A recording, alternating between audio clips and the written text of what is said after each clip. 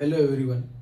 आज आपण बघणार आहोत क्लास 8 मधील सब्जेक्ट सायन्स मधील chapter first living world and classification of microbes. मग आता सर्वात पहिले आपण हे टायटल डिस्कस करून घेऊया. लिव्हिंग वर्ल्ड म्हणजे काय आणि क्लासिफिकेशन ऑफ मायक्रोब्स म्हणजे काय. तर सर्वात पहिले आपण बघूया लिव्हिंग वर्ल्ड. लिव्हिंग वर्ल्ड म्हणजे काय हो? लिव्हिंग म्हणजे काय? सजीव. लिव्हिंग म्हणजे काय? सजीव. आणि वर्ल्ड म्हणजे काय? जग, म्हणजे सजीवांचे जग. हे आपण आपल्याला एक ओव्हरऑल लक्षात येते एक गोष्ट. मग नंतर आपण बघूया हे सजीव म्हणतो आपण किंवा लिव्हिंग म्हणतो, हे कशा प्रकारे फॉर्मेशन झालेत. सायंटिस्ट लोकांनी असं शोधून काढलेलं आहे की सुरुवातीला अर्थवर कुठल्याच प्रकारचा ॲनिमल्स, प्लांट्स, कुठल्याच प्रकारचा मायक्रो ऑर्गॅनिझम नव्हता. खूप सारे गॅसेस होते अर्थवर. कंटिन्यू व्होल्कॅनोज, अर्थक्वेक वगैरे अर्थवर यायचे आणि सर्वदूर अर्थवर वॉटर होतं. मग अशा कंडिशनमध्ये वॉटरमध्ये काय झालंय? एक पीस ऑफ प्रोटोप्लाझम फॉर्मेशन झालंय. काय फॉर्मेशन झालंय? पीस ऑफ प्रोटोप्लाझम फॉर्मेशन झालंय. या पीस ऑफ प्रोटोप्लाझम मध्ये इव्हॉल्युशन होऊन डे बाय डे काही प्रोटोप्लाझम मध्ये इव्हॉल्युशन झालं, काही मध्ये नाही झालं. ज्यामध्ये इव्हॉल्युशन झालं त्यामध्ये काय फॉर्मेशन झालंय? क्लोरोप्लास्ट फॉर्मेशन झालंय. काय फॉर्मेशन झालंय? क्लोरोप्लास्ट फॉर्मेशन झालं. आणि क्लोरोप्लास्ट कोणामध्ये असतो रे? क्लोरोप्लास्ट असतो प्लॅंट मध्ये. का बरं असतो? कारण की ते स्वतःचं अन्न स्वतः तयार करतात. बरोबर आहे.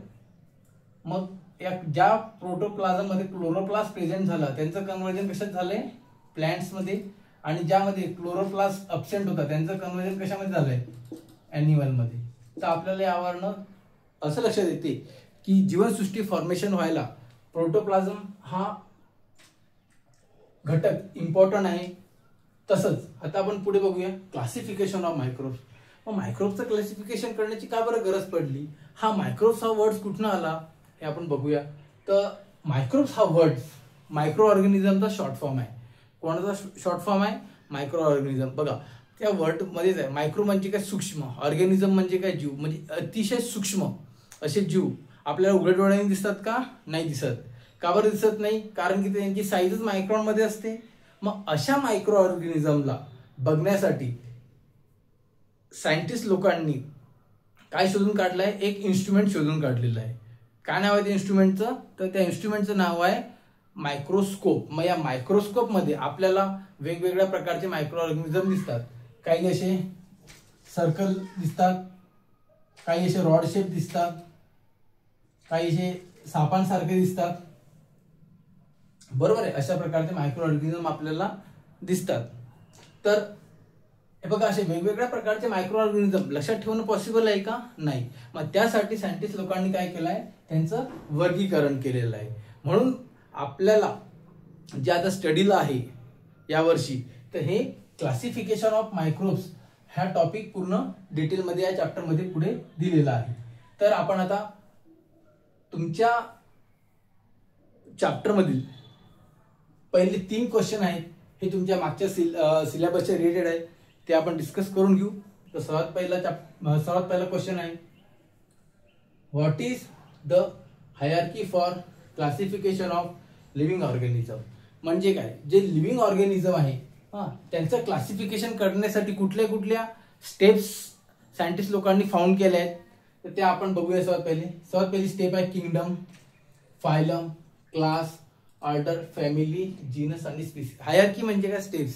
म्हणजे आता तुमची जर कधी घर असेल, एखाद्या कॉलनीमध्ये असेल, ती कॉलनी कुठं असेल? एखाद्या गावामध्ये असेल. गाव कुठं असेल? एखाद्या तालुक्याच्या ठिकाणी असेल. तालुका कुठं असेल? एखाद्या जिल्ह्याच्या ठिकाणी असेल. जिल्हा कुठं असेल? एखाद्या राज्यामध्ये असेल. राज्य कुठं असेल? एखाद्या देशामध्ये असेल. एक देश कुठं असेल? एखाद्या खंडामध्ये असेल. 7 खंड आहेत ना, त्यापैकी एखाद्या खंडामध्ये असेल. आणि खंड कुठं असेल? तर पृथ्वीवर असेल. मग पृथ्वी म्हणजे काय? किंगडम. मग नंतर मग खंड म्हणजे काय? फायलम. नंतर देश म्हणजे काय? क्लास. बरोबर. देश नंतर झालं. मग नंतर राष्ट्र म्हणजे काय? आपण एक एक्झाम्पल थ्रू ऑर्डर नंतर फॅमिली म्हणजे काय? डिस्ट्रिक्ट नंतर काय? तालुका म्हणजे काय? जीनस. आणि स्पीसीज म्हणजे काय? तुमचं गाव. किंवा गावातील कॉलनीज तुमची. तर अशा प्रकारे हे आपण हायरार्कीनुसार ऑर्गॅनिझमला डिस्ट्रीब्यूट केलेलं आहे. तर सर्वात पहिले आपण बघूया की who invented the binomial system of nomenclature. ही बायनॉमियल सिस्टीम आहे नॉमेनक्लेचरची कोणी शोधून काढली आहे? तर ही शोधून काढली आहे कार्ल लिनियस या सायंटिस्टनी. मग याला बायनॉमियल्स का म्हणतात? तर यामध्ये नाही का फक्त दोन नावांचा उल्लेख केला जातो, दोन पेक्षा जास्त नावांचा उल्लेख करता येत नाही. कारण नावच त्यांनी दिलंय बाय डाय म्हणजे काय दोन. मग आता बघा इथे त्यांनी एक्झाम्पल दिलंय पॅन्थेरा लिओ आणि पॅन्थेरिया टायग्रिस. मग पॅन्थेरिया लिओ म्हणजे कोण? लॉयन. आणि पॅन्थेरिया टायग्रिस म्हणजे कोण? टायगर. बघा हे क्लासिफिकेशन करण्याची गरज का बरं पडली असेल? कारण की बघा आता जर कधी आपण बघितलं लॉयनला आपण मराठीमध्ये काय म्हणतोय? सिंह. आणि हिंदी साइडर लोक काय म्हणतील त्याला? शेर. तेच जर कधी अमेरिकेमध्ये किंवा इंग्लंडमध्ये त्याला सिंह म्हणतील का किंवा शेर म्हणतील का? नाही. तिथं त्यांचं ते स्पेशल लॉयन म्हणतील किंवा अजून त्यांच्या भाषेमध्ये काही वेगळं नाव असेल ते त्यांना घेतील. तर मग असं कन्फ्युजन नको व्हायला म्हणून सायंटिस्ट लोकांनी त्याला प्रॉपर नाव दिलेलं आहे. तर मग त्याला कुठलं नाव दिलंय? Scientific name Panthera leo. मग आपण जर कधी म्हटलं की आमच्या इथं पॅन्थेरा लिओ आहे, मग त्यांना प्रॉपर अंडरस्टँड होईल की यांच्या इथं हे सिंहाबद्दल बोलतात आणि त्यांच्या इथं सिंह आहे. नंतर पॅन्थेरा टायग्रिस. पॅन्थेरा टायग्रिस म्हणजे कोण? टायगर. म्हणजे त्यांना कळेल की आपल्या इथं काय आहे? टायगर आहे. तर आपण पुढचा क्वेश्चन बघूया. Which level of hierarchy are considered which writing the name in binomial nomenclature. मग आता ही जी बायनॉमियल नॉमेनक्लेचर कार्ल लिनियसनी शोधून काढली आहे, ही जी हायरार्की दिली आहे kingdom, phylum, class, order, family, genus आणि स्पीसीज, बरोबर, यामधल्या कुठल्या हायरार्की घेतल्या आहेत त्यांनी नाव देण्यासाठी? तर यामधल्या त्यांनी शेवटच्या दोन हायरार्की घेतलेल्या आहेत नाव देण्यासाठी, जीनस आणि स्पीसीज. जसं आपलं नाव आणि आडनाव असते तसंच जीनस आणि स्पीसीज, बरोबर आहे. म्हणजे हे आपण धरूया नाव आणि हे आडनाव आपल्याला समजण्यासाठी. मग पुढे सायंटिस्ट लोकांनी काय केलंय? क्लासिफिकेशन काय एकदम असं आता सध्या या चॅप्टरमध्ये तुम्हाला 5 किंगडम सिस्टीम बघायचं आहे. ते एकदम 5 किंगडम सिस्टीम आली असेल का रे? नाही. तर त्यासाठी वेगवेगळ्या सायंटिस्टनी प्रत्येकाचं कॉन्ट्रीब्युशन केलेलं आहे. तर असं कॉन्ट्रीब्युशन करता करता आज प्रॉपर तुम्हाला 5 किंगडम सिस्टीम स्टडी करायला भेटते.